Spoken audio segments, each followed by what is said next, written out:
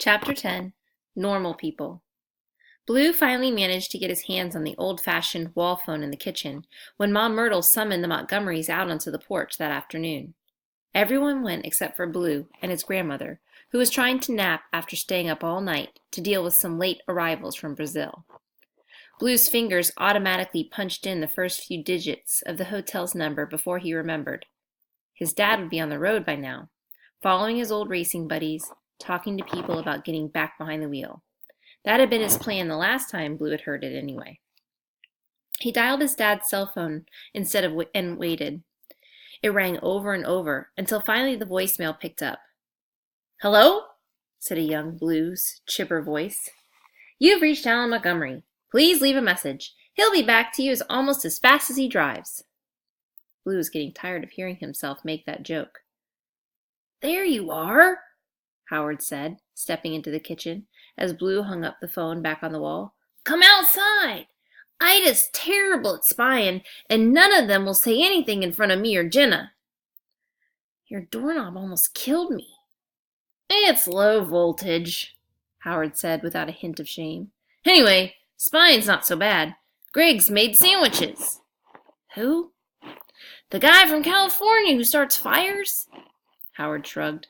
"Apparently, he's big on cold cuts, and he's decided that the way to a brand new fate is through Mom Myrtle's stomach." "I can't believe you're leaving food behind."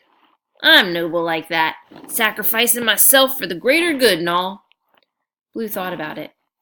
"You got into another argument with Mom Myrtle, didn't you?" Howard opened the fridge, then slammed the door when he saw it was empty. "No, but I was about to." He ran a hand through his bangs. "She started in on the whole upholding the family honor by eating everything in sight thing again. I thought it would be better to leave." Because he didn't want to ruin their chances, Blue knew. Because he didn't want to mess it up for Granny Eve. "I can't believe she's doing this," Blue said. "Granny Eve is her daughter." Howard leaned back against the counter. "I can't believe Granny Eve hasn't put a stop to it," he replied. "Or at least kicked all these buzzards out and told them to find motels. She would have, usually, but I think this death date business has thrown her into a tailspin." He made a vague twirling gesture with one hand. "She seems okay," Blue said. "Mostly." "Yeah, but she's Granny Eve," Howard frowned at the fridge magnet from Flat's restaurant. "She's supposed to be more than okay." Blue ate half of the cucumber cream cheese sandwich and tried to listen to 3 conversations at once. Some of the relatives had crammed themselves around Mom Myrtle's spot on the porch swing. The others left to stew around the edges and plot.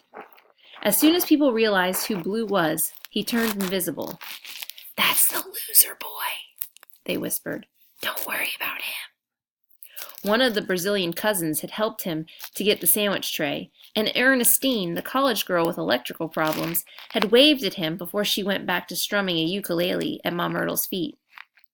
Blue added those 2 to his very short mental list of Montgomerys who weren't terrible, and decided not to eavesdrop on them.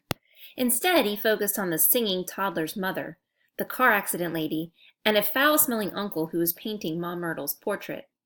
The toddler was standing next to Mom Myrtle, singing a twangy song about duck hunting. He was all chubby cheeks and smiles, and he was doing a little dance that involved tapping the heels of his cowboy boots against the porch boards and spinning. His name was Chet, and everyone agreed he was a threat. "I didn't expect it to be a little kid who ruined it all," the car accident woman was grumbling. Her leg was trapped in a medical boot, and she had stitches running across her forehead.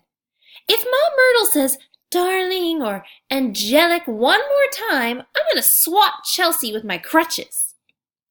Chelsea was the toddler's mother. Blue didn't know what her fate was, so it couldn't have been spectacularly good or bad. But she was spectacularly annoying.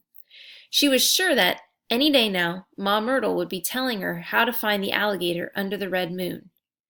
"It's all for Chet's sake, you know," she was saying to a cousin with a handlebar mustache. "He's the youngest one here, so he has the most to gain from a new fate. It only makes sense." And the rest of us can just get lost and die miserable, is that it? Mustache snorted. Your kid already has a great life ahead of him with that talent. Why don't you just keep riding his coattails all the way back to Nashville and let the rest of us have a chance? Exactly what I was thinking, said a thin woman with an accent Blue didn't recognize. Cousin Chelsea sniffed and tried to flip her poofy hair over her shoulder disdainfully, but she'd applied so much hairspray that her hairdo only crunched at the impact. Excuse me, she said. She flounced off and started shoving and jostling her way through the crowd around Ma Myrtle. Good riddance, said Mustache. She's a harpy, the stinky painter muttered. He had moved his easel to the porch steps. The stench was his curse. Painting was just a hobby he was hoping would be enough to win Ma Myrtle over, like the fire starter with his trays of sandwiches, and Ernestine with her ukulele. Blue had eaten the last bite of cucumber cream cheese, but he didn't feel like fighting his way across the porch to get another one. Besides, listening to the bitter words and angry mutters all around him had ruined his appetite. I won't be like these people, he promised himself. No matter what, I won't. He stepped over to the edge of the porch, trying to ignore the chaos for a few seconds. It was a hot, bright day, and Granny Eve's yard blazed with different shades of green. The grass was long, except for the trails made by the relatives' cars and trucks driving through it. Someone was drying their laundry on the side of the chicken coop. Motion caught Blue's eyes, and he glanced above the coop. One of the pecan tree's limbs was shaking. He squinted through the leaves and saw a flash of yellow fabric. Someone was up there, in the tree, spying on the Montgomerys, just like Blue was. Blue scanned all the people on the porch, wondering who was missing. He didn't know every single face in the house, but a quick head count gave him the right number. So it was someone who had just gotten here. Or a new suspicion gnawed at Blue. He stared as hard as he could up into the tree, but all he saw was that scrap of yellow and the edge of a shoe. Smart people, thought Blue. Stay away when you tell them you're cursed. Normal people think you lost your marbles. The alligator carved into the column nearest him seemed to be smiling through its crooked teeth. Normal doesn't belong, it reminded Blue. Not in this place. Chapter 11, Friends in High Places.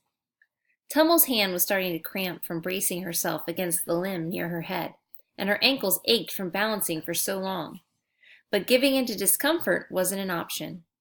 Maximal Star had once crawled through a tunnel for 3 miles with broken ribs to save a trapped miner. Climbing the big tree would have been impossible, but Tumble had assessed her assets and used the hutch in the empty chicken coop to get aloft. And it was worth it. More than that. She'd been hoping to get information that would help her help Blue. But what she'd gotten was even better.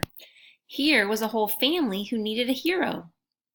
Blue's delusions were genetic. The Montgomerys, at least most of them, thought they were honest-to-goodness cursed. It had taken Tumble a while to be sure that they were all one family, but after listening for over an hour, she was certain of that much. They didn't look alike, and at least one of them spoke mostly Portuguese, but they all addressed each other as cousin or aunt or great-great-uncle. Tumble had soon realized that the center of everything was a tiny ancient woman named Ma Myrtle. She was sitting on the porch swing wearing a sundress and a straw hat with a wide brim perched on top of her long white hair. She was plucking finger sandwiches from a plastic tray that a scrawny bearded guy was holding out to her. As Tumble listened in on the noisier members of the family, a picture of what was going on started to build itself in her head. Some ancestor of theirs had found something a long time ago in the swamp that had made him rich enough to build this monster of a house. But they thought he'd also cursed them in the process. And there was a lot of talk about the moon and the occasional mention in high nervous tones of a golden alligator. Tumble had worked hard to piece this all together into a story that made sense. She had finally decided that the legend must be about an ancient Montgomery finding a cursed alligator statue in the Okefenokee, then melting it down for the money.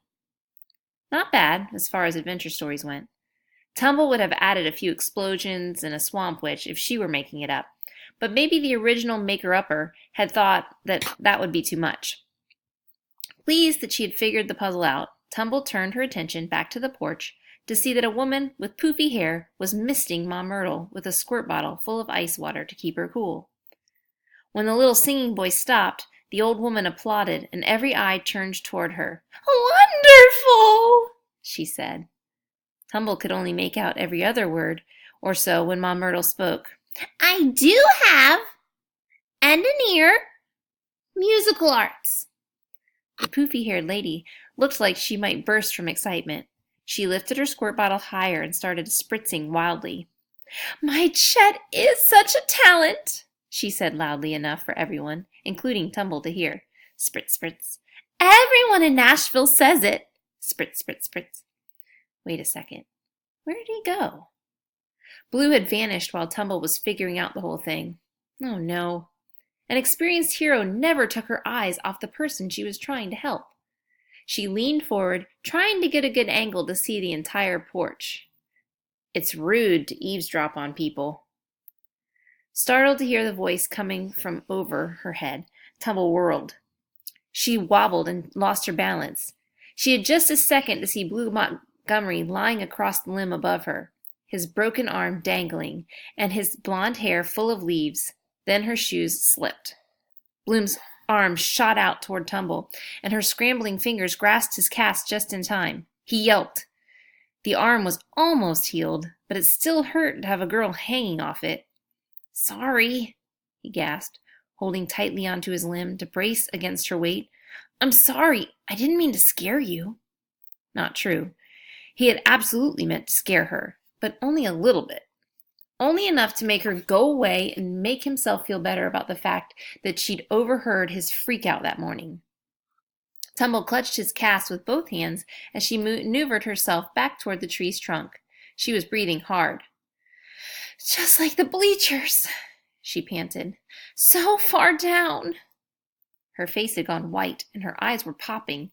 Since Blue had last seen her, her short hair had been brushed and pulled back into a tiny sprout of a ponytail. "Are you okay?" Blue asked, when she didn't let go of his cast. "Ha!" said Tumble. She swallowed. "I'm fine. I almost fell off something a few weeks back, too. Some bleachers at my old school. What are the chances, right?" Great. Blue had thought it was pretty sneaky and smart to climb up the tree without her noticing. Now he felt guilty. "I'm sorry." "It's not your fault," Tumble said, finally dropping his arm. "Just me being clumsy." And now he felt worse. "You were spying on us." Tumble nodded. "Only because I wanted to get to know you better." Blue frowned. "Why?" "So we can be friends, of course. We got off to a weird start this morning, but I just moved here, and from what I overheard, it sounds like you just moved here too, so—" Excitement at the idea of befriending him seemed to have put her nerves out of her mind. She was even bouncing a little on the balls of her feet, making the limb underneath her tremble, reminding Blue that he had almost scared her out of a tree. Okay. He wondered how bad this idea was. "But you should know that the situation is kind of unusual here." Tumble grinned at him, as if to say she ate unusual for breakfast. "I loathe interruptions to the natural order of things, but I think I will indulge myself. We'll meet after all, you and I don't care to endure your mistaken impressions. I am no statue. I am not a prize to be won, and despite Tumble Wilson's wild imaginings, I do not melt. Hello, I suppose. You can't have my name. It's not for your kind. You can call me what the Montgomerys do. Call me Munch."